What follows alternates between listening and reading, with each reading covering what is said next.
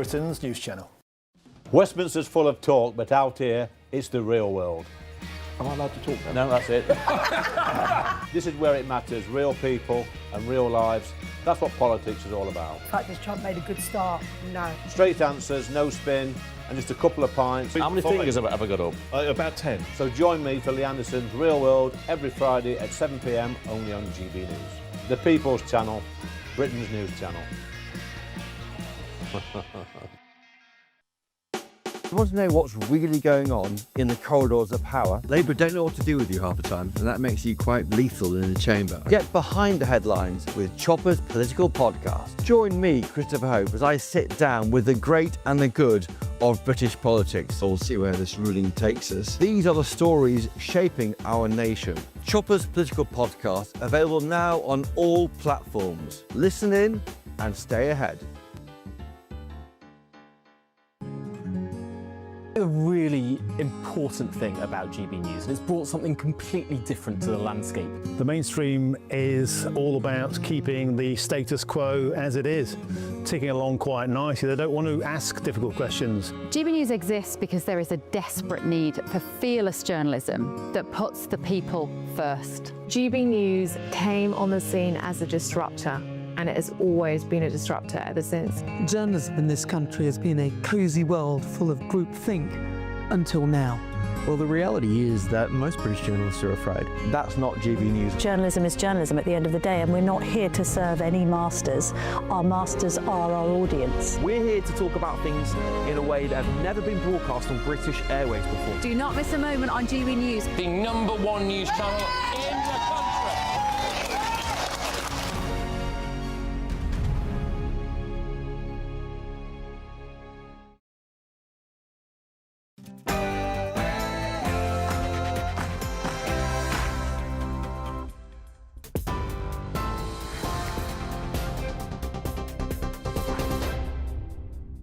Welcome back. Good evening. I'm Bethany Elsey with your latest headlines from the GB newsroom.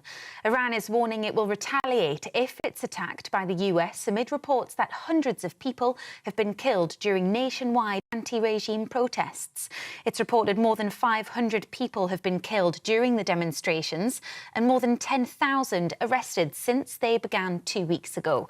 President Donald Trump has threatened to intervene to protect Iran's citizens. Keir Starmer is in talks with European allies about deploying military personnel to Greenland to try and deter Donald Trump from seizing the territory. It's understood plans would involve British soldiers, warships and planes being deployed to also counter the growing threat from Russia and China. The US president says he needs the territory for security reasons and has threatened to annex it the easy way or the hard way. 4 people, including 3 teenagers, have been killed after a head-on crash between a car and a taxi in Bolton. It's understood 3 teenage boys, aged 18 and 19, and a taxi driver in his 50s died after the incident on Wigan Road in the early hours of this morning. 5 other passengers who were injured in the accident have been taken to hospital. The Conservatives say they would ban under-16s from social media if they were in power. The Tory leader, Kemi Badenoch, also pledged to ban smartphones in schools to protect children's mental health and education. It follows Australia's example after it became the first country to introduce the policy last month. The UK government doesn't currently support the ban, but is taking action to ensure children can only access age-appropriate content online. And Derek Martin, the beloved actor who starred as taxi driver Charlie Slater in EastEnders, has died at the age of 92.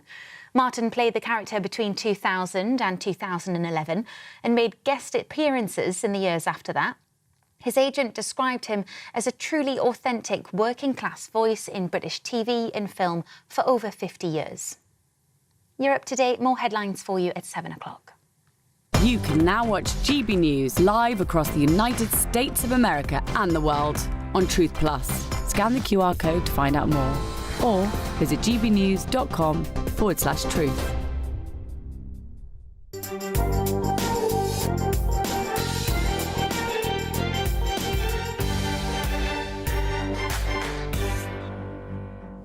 Good morning and welcome to the Camilla Tominey Show on GB News. Only 2 weeks into 2026 and the government is already under pressure, with the Chancellor performing yet another U-turn, this time on support for pubs.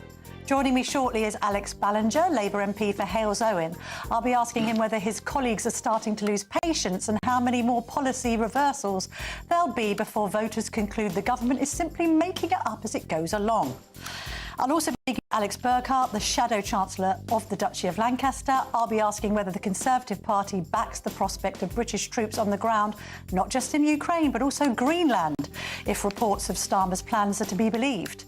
As protests escalate across Iran, is it now or never for regime change? I'll be asking the former British ambassador to Iran, Sir Richard Dalton, questions about the scenes that are unfolding as we speak. Lord Frost, Director General of the Institute for Economic Affairs and former chief Brexit negotiator, will give us his verdict on whether Sir Keir Starmer is quietly trying to unpick Brexit.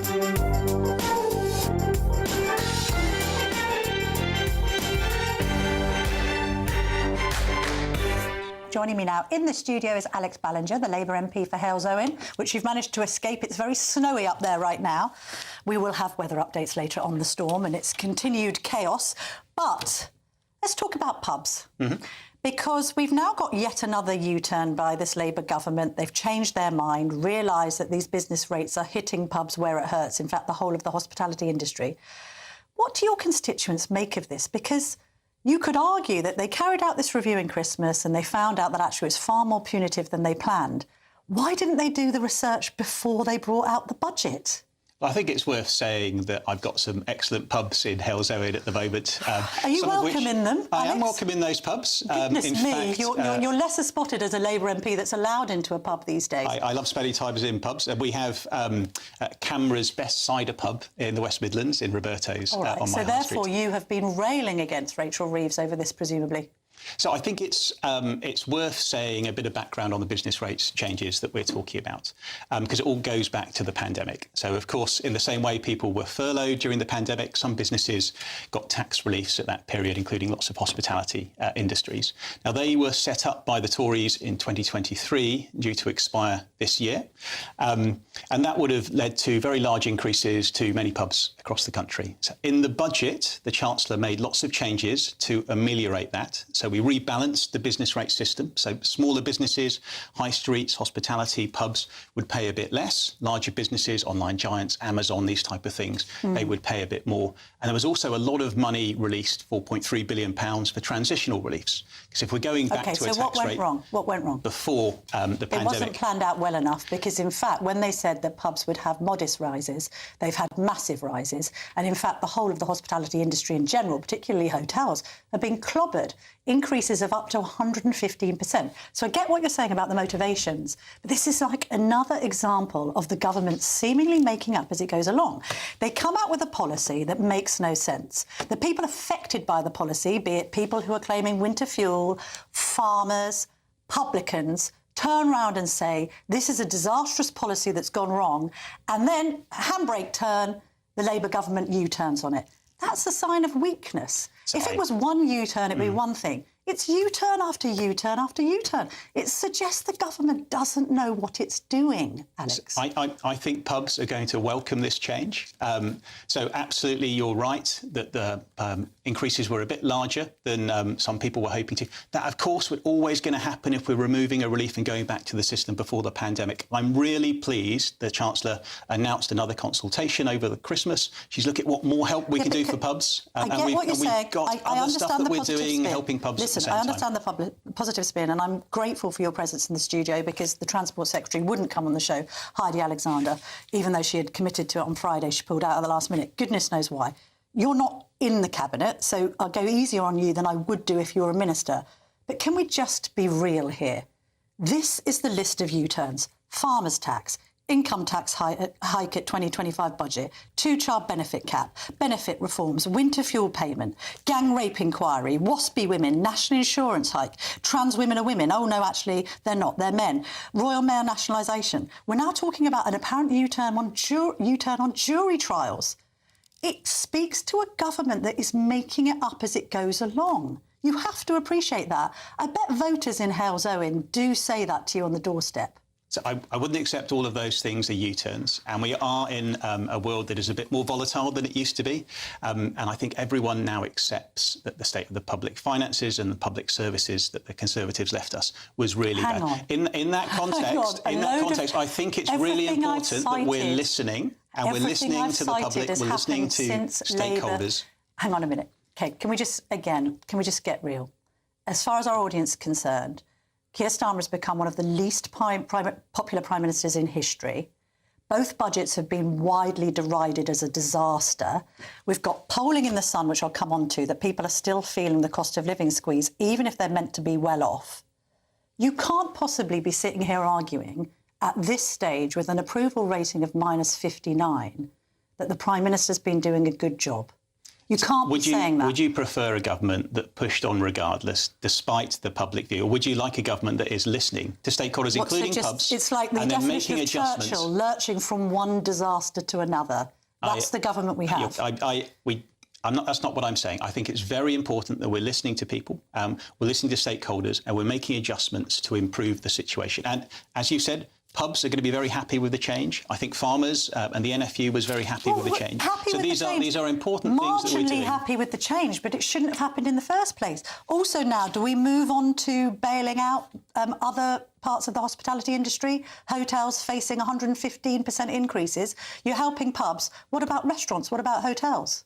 Well, I haven't seen the data on that. But as I say, the Treasury is listening very well. Should she step in now and say, I made a mistake and correct that one too? For other parts of the hospitality industry? I think we have to go back and look like why we're here in the first place. We have a level of debt that's close to 100% of GDP that we inherited from the last government. Which any you are decision in any budget literally would be contributing disastrous. To yourself, because you've got no plan to cut government spending over the next 5 years. In fact, it's going up. So all of this, we inherited this, but actually we're doing that. It's sort of trying to mislead the public. This constant blaming of the Tories for mistakes that have happened since the last budget. The last budget was only in autumn. What's it got to do with the Tories? Rachel Reeves cocking up this business rates hike. So I think we're in a very difficult public finance situation, and any changes that are made around that to try and plug the gap that we were left with, we're going to be unpopular. All right. And it's important that we're listening, and we've made a positive change here on this. All right, well, this isn't positive, is it? Look at these families that are featured in The Sun.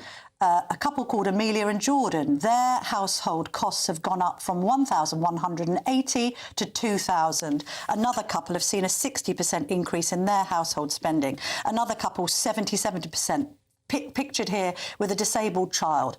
Overall voting intention, Reform 31%, Conservatives 23%, Labour 19%.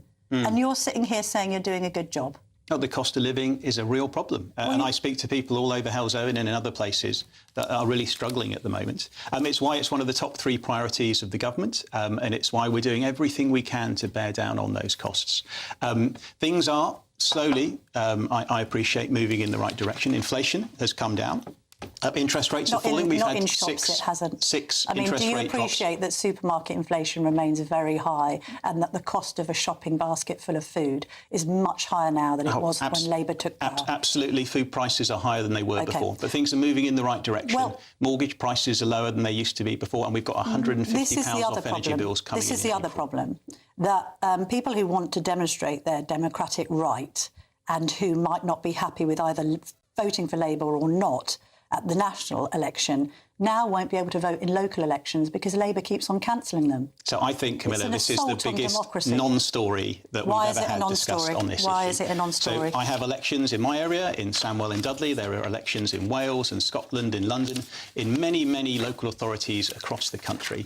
But there's at the same time happening a local government reorganisation. So small councils, district councils, county councils are merging together. You are poised to postpone elections in 22 areas that you run. 22. It's not insignificant at all. If you let me finish, Camilla. Well, we need to get onto Iran quickly. We're merging councils together.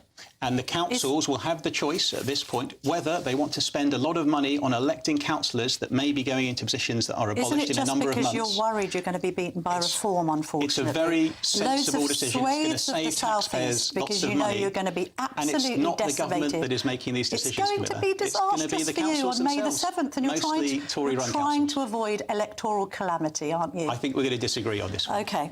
How about Iran? We've got Trump now saying that he wants to intervene and help the protesters. Presumably Keir Starmer should back him in that. We're seeing, well, we don't quite know the death toll, but it's certainly up above 100 right now. As brave Iranians take to the streets, try and overthrow the Ayatollah, we should be swinging in behind the US president, shouldn't we? It's an awful situation in Iran. Should we? I think the government for a long time has been critical of the Iranian regime. Should we swing in behind the US president and help these protesters? I think Trump can speak for himself on what he wants to do. What do you think the Starmer should do? And I don't think we should be putting into the public domain what our plans are on these type of issues. Of course we must put it into the public domain, because we need to reassure very brave protesters in Iran that we've got their back. President Trump can speak for himself. His plans I shouldn't be opining on. What do you think Starmer should do? It's a simple question. Should we back Trump when he says he wants to send in help to the protesters trying to overthrow an extremist Islamic regime? It's a very complicated situation, Camilla. You'll be aware other countries in the Middle East that have had interventions have not gone very well. Why can't you just express an opinion as to whether we should help Iranian women who are being killed for taking off their hijabs? Yes or no? The US president said we should help. Should we help the US president to help these people? So if you're asking me as a backbench MP, I would say no, we should not be getting involved in Iran at the moment. And there is good reason for that because of the disasters that happened in other countries when people have intervened in the Middle East. But that's not the government's position. And they are saying very correctly that we need to be very careful about this. And Donald Trump can speak for his own plans, and it's not for us to opine on what they are. Thank you very much for joining me in the studio today, Alex Ballinger. Great to see you. Coming up next, I'm going to be speaking to Alex Burkhardt, who is effectively Kemi Badenoch's deputy. What's he got to say about the rumours that Robert Jenrick may be poised to defect? Does he think that Kemi Badenoch should promote the Shadow Justice Secretary in a bid to keep him in the Conservative camp?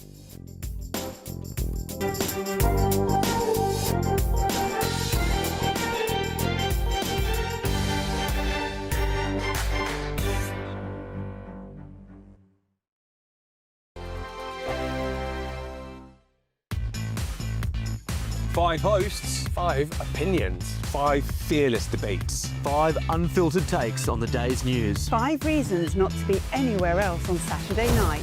This is the Saturday 5. You got me. You got me good there. Britain's biggest Saturday night TV show. Not a bad brand. Yeah. Uncensored. Very, very racy tonight on the unpredictable. What does she say? Can you translate it for us? And always entertaining. And how can a country go from being led by William Wallace Saturday nights from 6 p.m. only on GB News. The People's Channel. Britain's news channel. You're going to want to stay tuned, trust me. Good afternoon, Britain. Weekdays from midday. More than 10 people have had to be rescued after a huge sinkhole opened in a canal in Shropshire, leaving several narrowboats stranded. Yes, 3 boats have been affected by the incident, with at least 2 swallowed by the sinkhole, which is approximately 50 by 50 metres in size.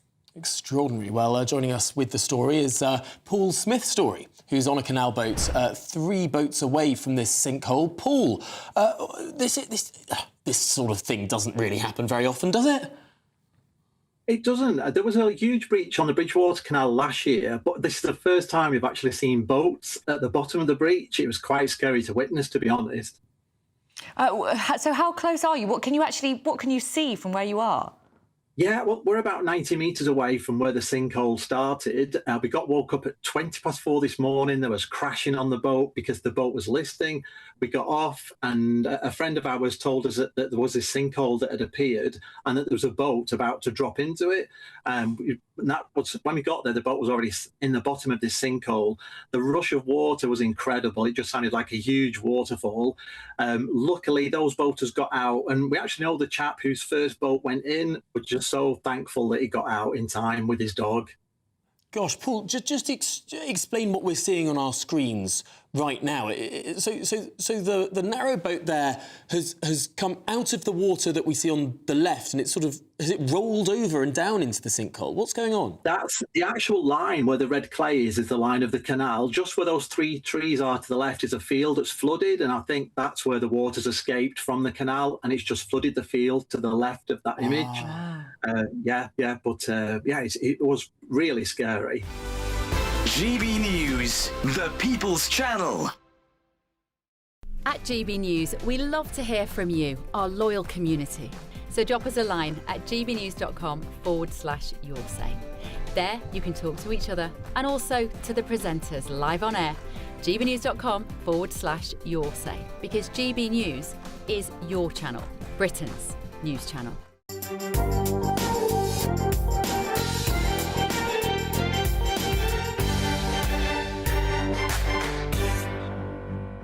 Joining me now in the studio is the Shadow Chancellor of the Duchy of Lancaster, Alex Burkhardt. Lovely to see you. I don't know if you caught my interview with Alex Ballinger, but he was saying that the cancellation or postponement of local elections was a, quote, non-story. Well, that's completely wrong. And I've had a lot of correspondence from constituents in my part of the world, which is Brentwood and Ongar in Essex. People very keen for the local elections to go ahead, and rightly so. Are they you should keen, go ahead. though? You're going to get annihilated. Well, look, I think we've got a good chance. We do. My local activists do a lot of work, but that isn't really the point. What do you mean you've got a good chance? A good chance of avoiding annihilation? No, of holding our seats. We've got good councillors who've got good reputations. They're working very hard, but that isn't really the point. But aren't you being hammered by reform? Look, reform are definitely a challenge in my area. There's no doubt. It's one way of putting it. Well, they're a challenge, but we've got a Conservative. We've got a Conservative councillor, Epping Forest, and we've got a Conservative member of Parliament in my seat, Kemi's seat nearby. But the real issue is that these elections are meant to go ahead. They're just part of the routine of democracy. And the government is bringing around about some local government reorganisation.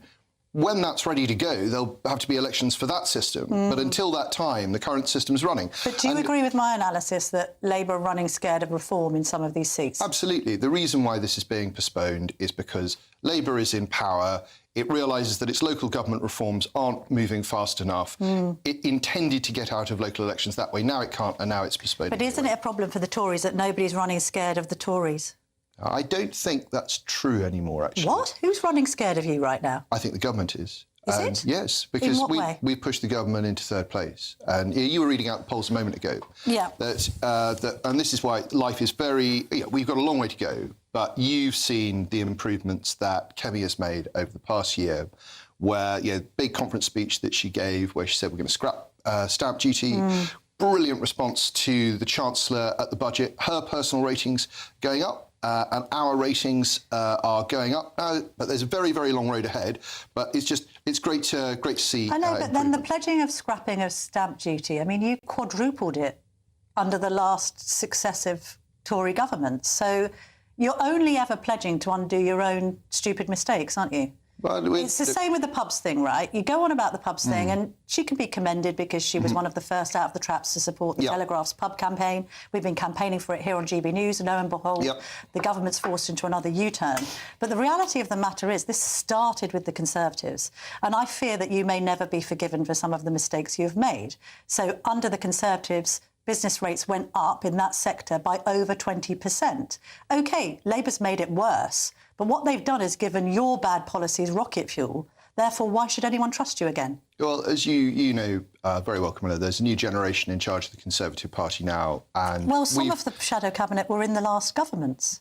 Look, there's a new... If you look at the people who are setting policy at the top of the party, including Kemi herself, there's a new generation that is determined to reshape the Conservative Party in what are essentially traditional Conservative economic values. And that means you cut public spending so that you can cut tax, so that you can get growth. And we're seeing a Labour government do exactly the opposite, and it's disastrous. I know, and you're making all of the right points, but if you consider just how badly the Labour government are doing, and I've got this spread and the Sun in front of me as a case in point, you should really be doing better than you are. I get what you're saying. You're saying Kemi Badenoch stemmed the bleeding. Well, actually... You've still got a massive turquoise column of support here. 31% plays 23. Yeah, so, but as you can't be saying that you think you're going to win the next general election election? I think we are. And I think we are. And but to your point, I think you were right earlier, Camilla, when you said that we started from a very low base after the last general election, and actually the ground that we've made up in quite a short period of time is testament to the new leadership and the capabilities of the shadow maybe new cabinet. leadership, but you've still got some sort of closet Lib Dems in your midst. That's always going to be a problem. Well, who do you think?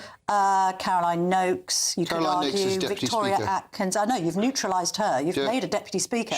So she can't voice an opinion. So she can't voice her yellow opinions. That is a very strong interpretation of how the House of Commons works. No, but how many Conservatives have we heard? Sorry, hang on a minute. Are you saying that there aren't lefties still in the Conservatives? I think that you've seen that the Conservative Party, that is in one place on the key issues of the day, has definitively moved to the right under I'm sorry. Cammy. Are you saying you've got MPs in your party? Let me put it to you. That's true. I tell you what I know is true, because I speak to your lot very frequently, along with Labour and Reform. You know that under Cammy, there are the MPs in your party that still warn about moved decisively lurching to the right. There are still people who warn against lurching to the right, still people who are concerned about adopting Faragian policies, still people that see leaving the ECHR as a red line. This is all going to come to bite you the Conservative at the next general election. Do you remember? When you have these little closet Lib Dems in your midst going, I don't quite like this. So you remember how everybody said that if the Conservative Party leadership said that we should leave the European Convention on Human Rights, the party would split.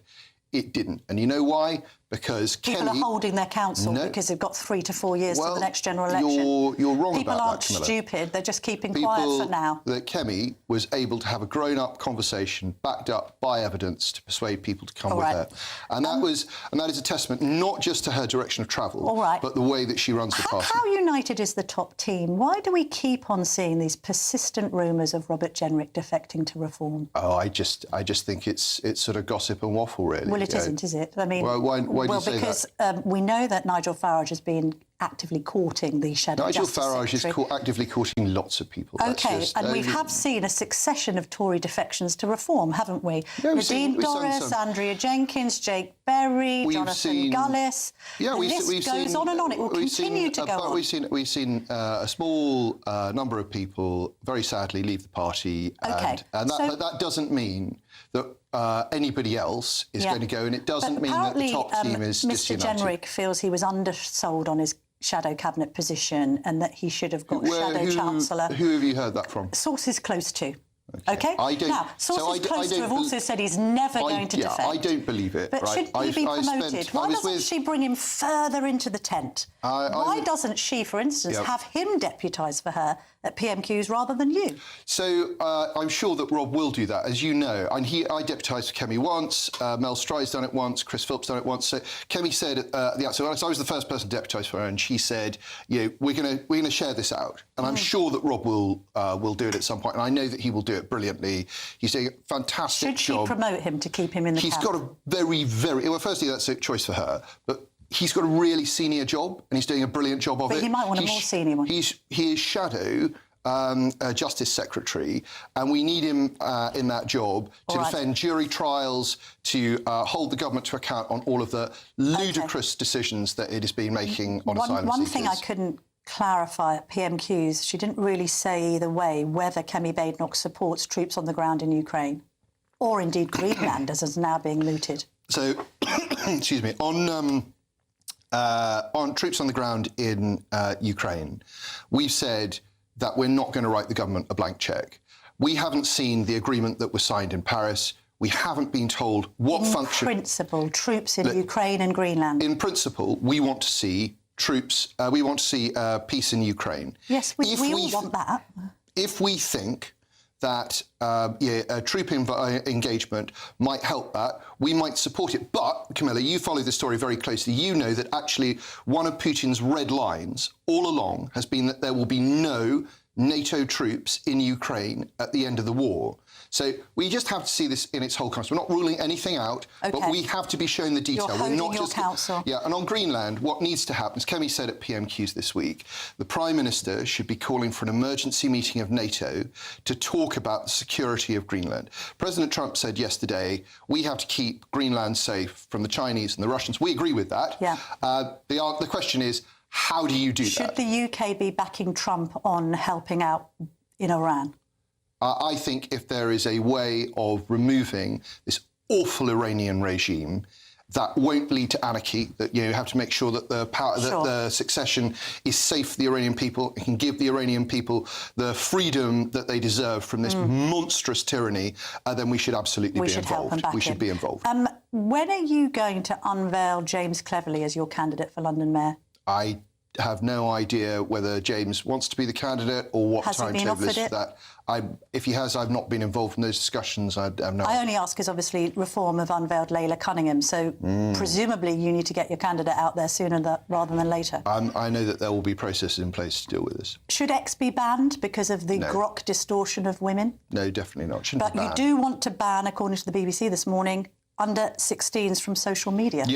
Yeah, we do. We want to raise the age of consent. At the moment, I think it's 13. We say it should be raised to 16. Why not just ban iPhones and smartphones for under 16s full stop? We've said that we'll ban smartphones in schools, ban phones in schools. And it's a difficult balancing act to get. The research we've done has shown that young people are spending very long periods of time every day on social media. And this is because of the way the algorithms work. They're designed to be addictive. They're designed to keep people's attention. And there's an element in this of, look, just let children be children. Why don't we just sort of make it easier for parents to make sure that their children have access to this? We know the majority of parents want that. Actually, the majority of children want it as well. Well, why didn't you provide for this already in the last government? I mean, you were working on online safety and all the rest of it. Is it just because Australia's done it first, so you think you can piggyback on So there are definitely things that can be learned from Australia. And I was at a meeting with Kemi and Albanese, the Australian Prime Minister, a few months ago, where he was talking about his plans. And we certainly want to see how that pans out. We certainly want to see how it pans. Yeah, it'll be in the manifesto. All right, Alex Burkhart, thank you very much indeed for joining me this morning. Nice Lovely to see you. Thank you. Coming up next, I'm going to be speaking to the former British ambassador to Iran, Sir Richard Dalton. This is the Camilla Tominey Show, only on GB News. Don't go anywhere.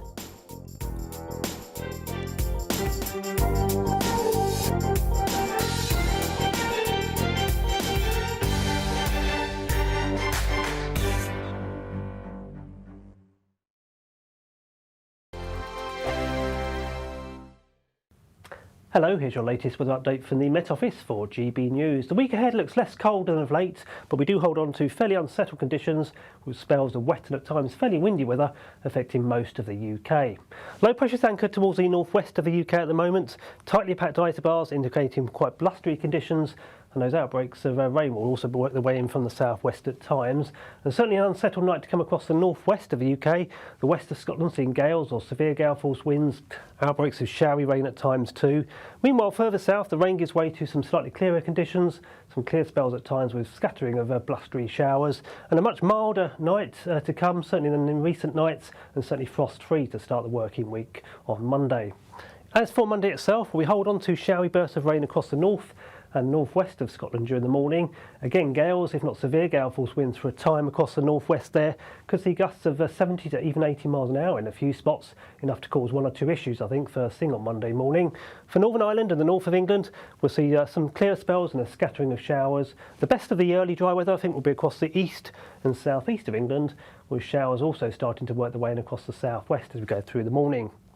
The strong winds and the outbreaks of rain across the north of Scotland slowly ease as we go through the day on Monday, whereas towards the southwest those showers start to merge to longer spells of rain and become more widespread across England and Wales into the afternoon. I think here we could see some fairly wet weather into the afternoon. Quite blustery winds again, holding on to strong winds across the north of Scotland even into the afternoon here, but a much milder day than late, temperatures up to 12 degrees.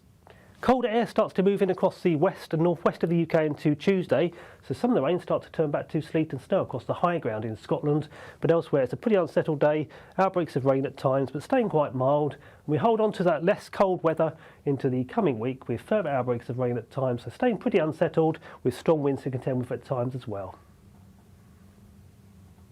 Hi, I'm Michelle Dewberry, and my show is your opportunity to cut through all the noise and dive in headfirst to some robust debates. Ideas clash. Situation, No, isn't it? no, Because the failure is you're deliberately avoiding my point. Nothing's held back, And if you think this is the end of it, wait for more. and we do not shy away from the difficult stuff. Sometimes I want to shake people and say, if only you understood. So join me on Dubes & Co. weeknights at 6 p.m, only on GB News, Britain's news channel. Mornings don't have to be tiresome, especially if you have the right company. Wake up to news as it happens, opinion and debate, and of course, a little bit of entertainment too. Because when the kettle's on, we're on. That's Breakfast on GB News, a show worth waking up for. Every morning from 6 a.m. Only on the People's Channel, Britain's news channel. We'll spread the news, you spread the word.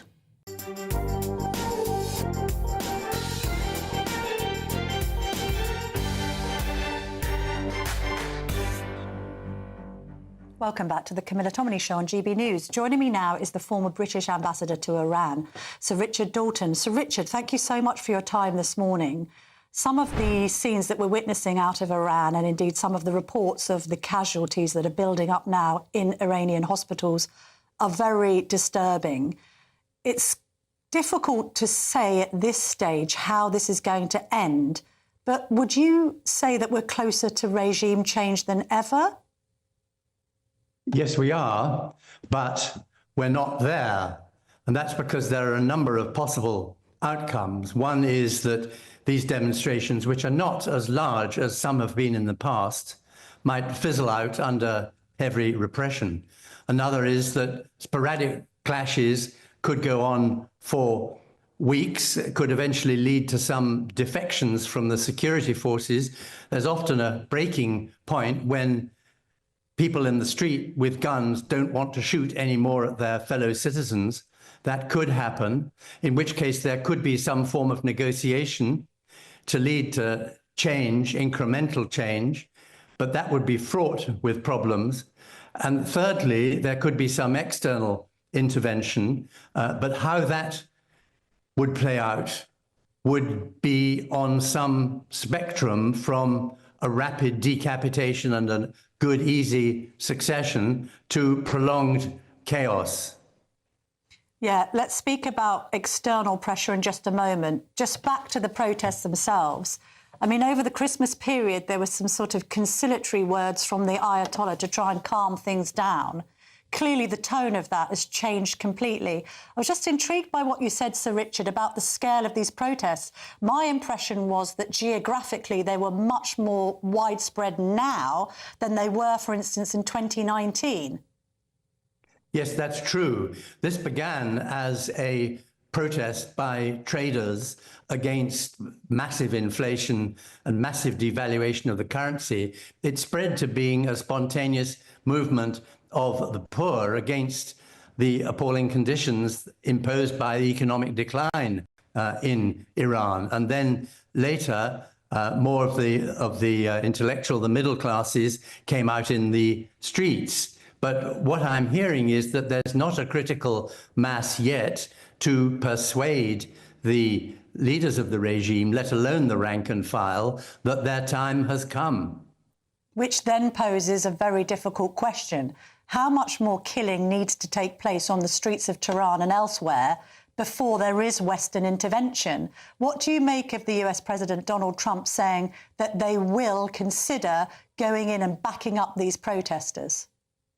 Well, first, I don't trust the Americans to intervene in any Middle Eastern country. Their record of sowing disorder and instability is appalling, from Iraq to Gaza to Yemen to Syria to Somalia.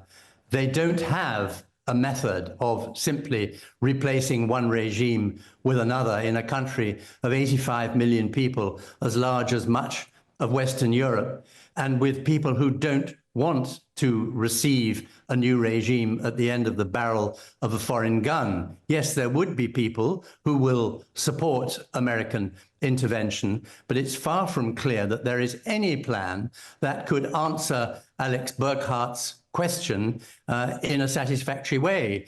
Those who were listening to him just now will have seen that he supported foreign intervention, provided there was a way of doing it swiftly and easily and without prolonging the situation of chaos and casualties. And nobody has suggested any way of answering his question satisfactorily. I mean, I asked this mindful of the extraordinary scenes that unfolded in Venezuela last weekend. You know, this idea of the US going in and basically decapitating the regime by capturing the Ayatollah.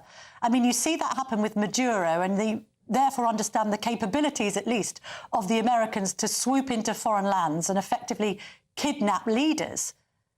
Is that something you reckon? 10 miles from the sea. Tehran is thousands of kilometers from the sea. And moreover, we know from the Delta Force disaster in the early 1980s, the attempt to rescue the American hostages from their embassy, how appallingly difficult some kind of decapitation regime through inserting people onto the ground would be. And in any case, Trump has ruled that out.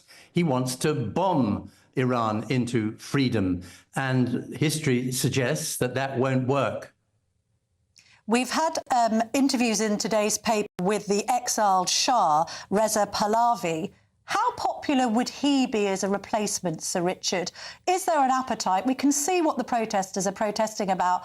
On one hand, of course, there are financial concerns that they're raising. At the other end of the spectrum, there are Iranian women who are saying we've had enough of being told how to dress, burning their hijabs and wanting to express their creative and artistic freedoms.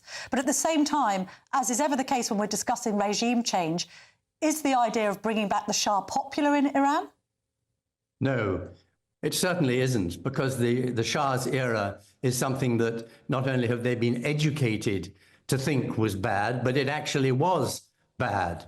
And the son is basically an American and has no record of developing a political movement which could unify the opposition inside or outside the country.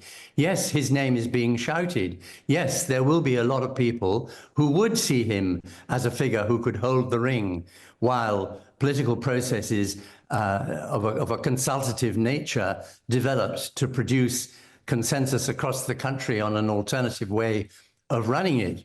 But getting him in there and getting that consent and avoiding a civil war is the big problem.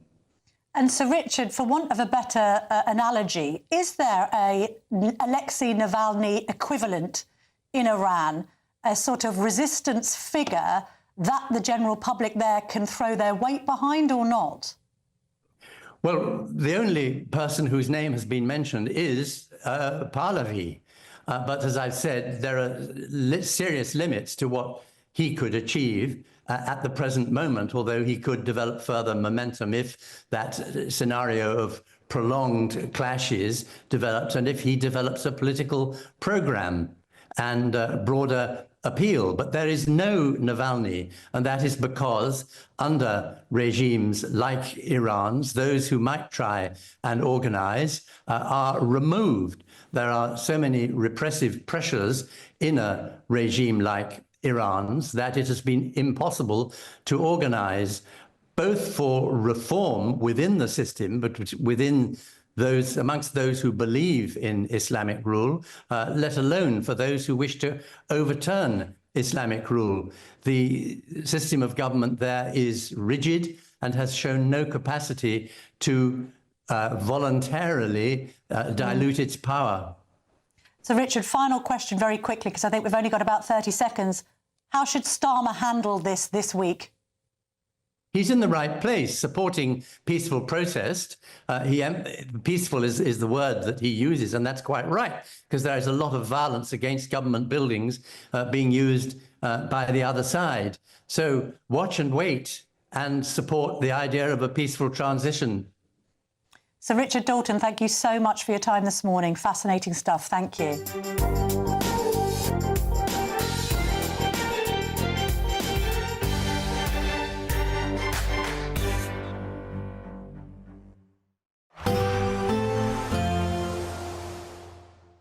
Can't wait to get in that sea. Lovely and warm. Just like the feeling of having great travel insurance. All Clear Travel Insurance sponsors GB News Travel Destinations Forecast.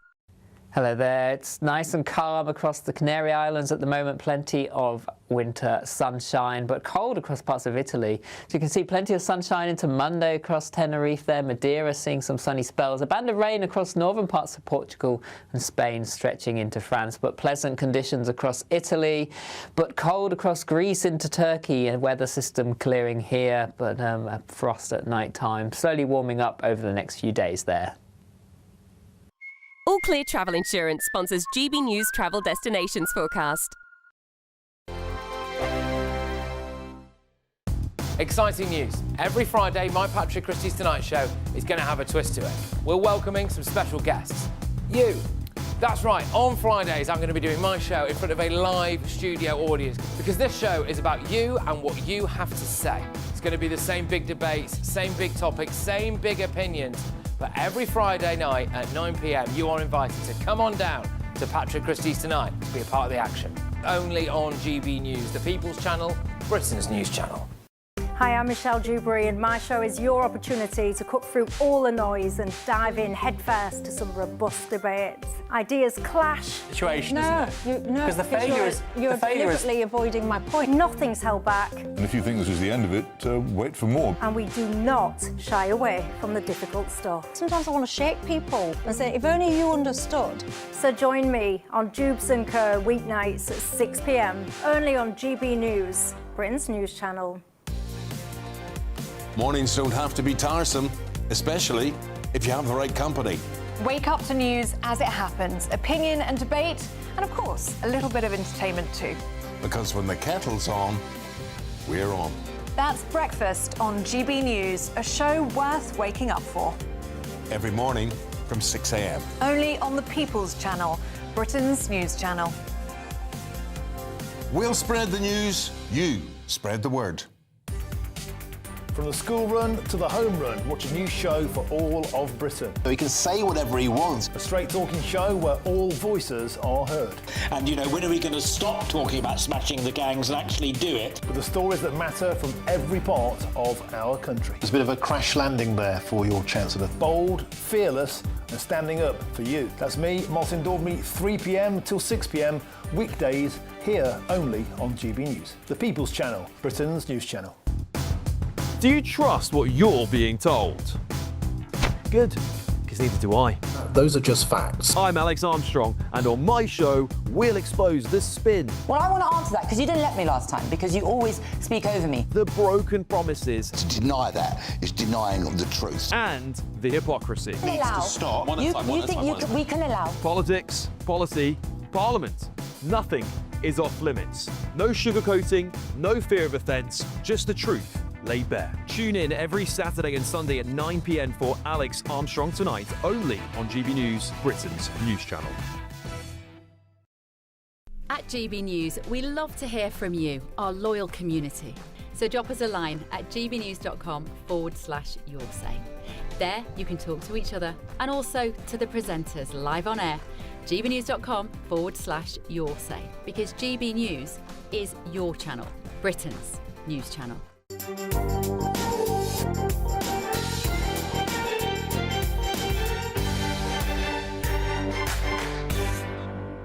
Welcome back. Joining me now is Lord Frost, the new Director General of the Institute of Economic Affairs and former Brexit negotiator under Boris Johnson. Lovely to see you. Thanks for coming into the studio, Lord Frost. Can you talk us through this legislation that's being mooted by the government, which seems to allow for some realignment with the EU? Well, I should say, first of all, that the IEA, I'm sure we'll come on to that, but doesn't itself have a position on Brexit. Sure. Just asking you this personally as a prominent leaver and a Brexit negotiator. Leave the EEA hat off for a moment. Totally. we're now seeing what was always the logical consequence of Labour's policy. Their policy was based on this fallacy that Brexit and the trade agreement had done economic damage, which needed to be repaired by a new deal. What they're finding is that that's not true. Their only option is to go back into the EU's legal framework for things like food, carbon costs, energy, electricity costs. That's what this bill is now going to do. And what it's going to do is deprive us of the ability to set our own rules for our own interests in our own country. It's going to make us subject to what Brussels decides to do in this area, and we will get no say. But this is the whole rule taker, not rule maker debate, vassal statism and all the rest of it that we've been having now. I mean, it's extraordinary to think that it's the decade anniversary of Brexit this year, right? So 10 years on, we've got this legislation. We've got a 10-minute rule bill by the Liberal Democrats supported by more than a dozen Labour MPs to rejoin the customs union. Yes. Do you accept that these Remainers are never going to let this go? I think there's a kind of hardcore Remain establishment that would like to see us back in the EU and is taking every step they can to kind of come up with something that shifts us in that direction. I don't think most voters, most people out there, really up for another Brexit argument. No. I think it's kind of settled. And you and I might need a defibrillator if that happens. But what they should concentrate on, what the government, what the opposition, what everybody should concentrate on is running our own country better. That's what they're paid to do. That's what they should do. Well, we'll come on to that in a minute, but also finally just on this issue, Keir Starmer has made it quite clear there are red lines that he won't cross, and that means not rejoining the customs union and not rejoining the single market. But do you believe him?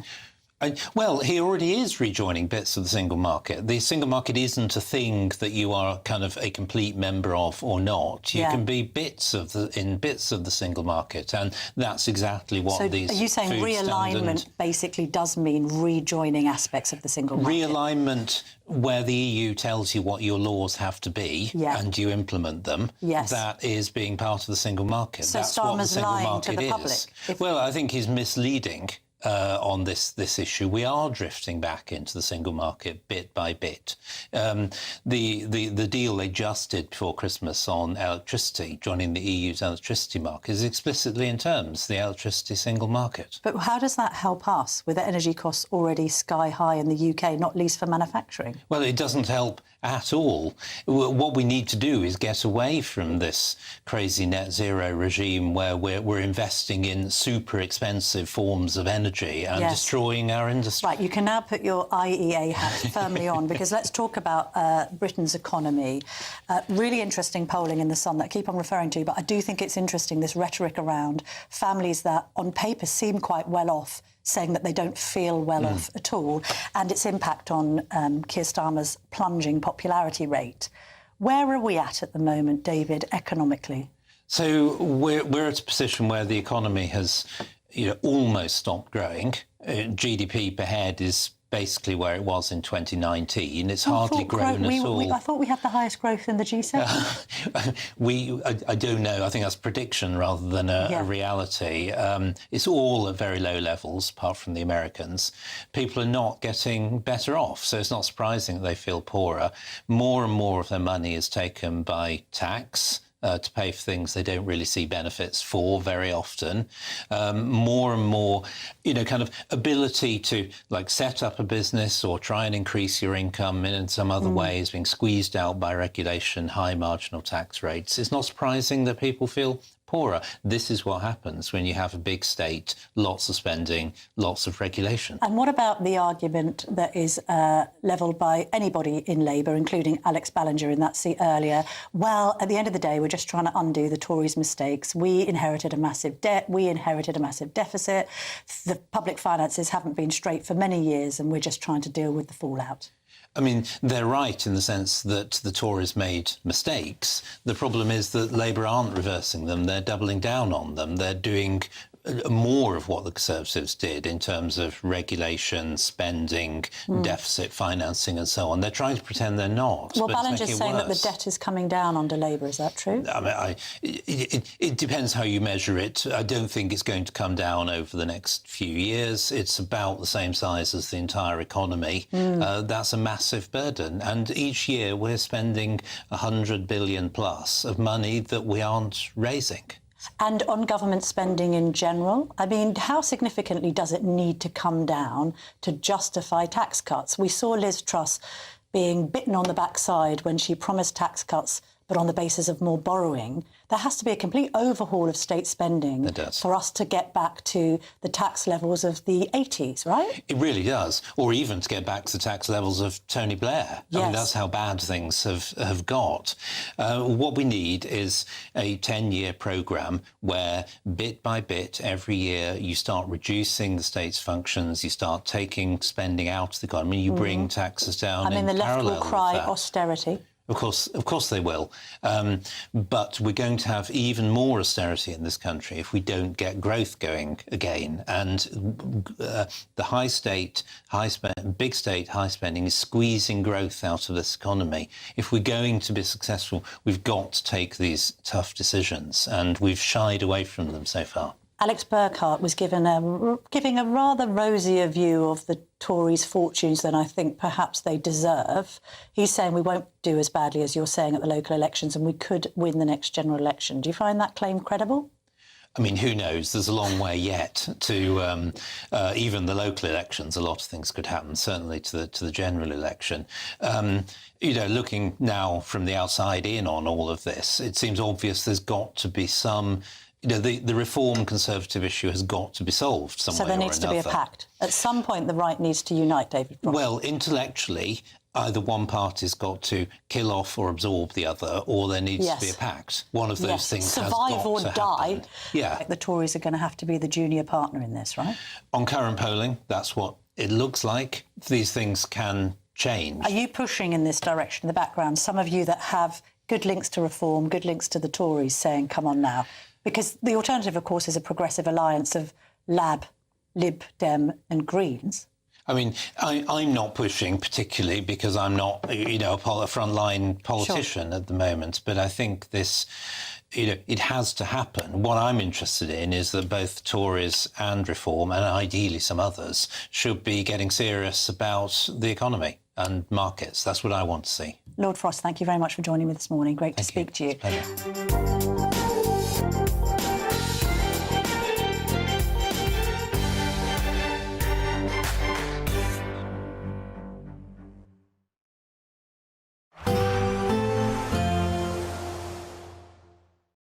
Today, clouds overhead, total zen within.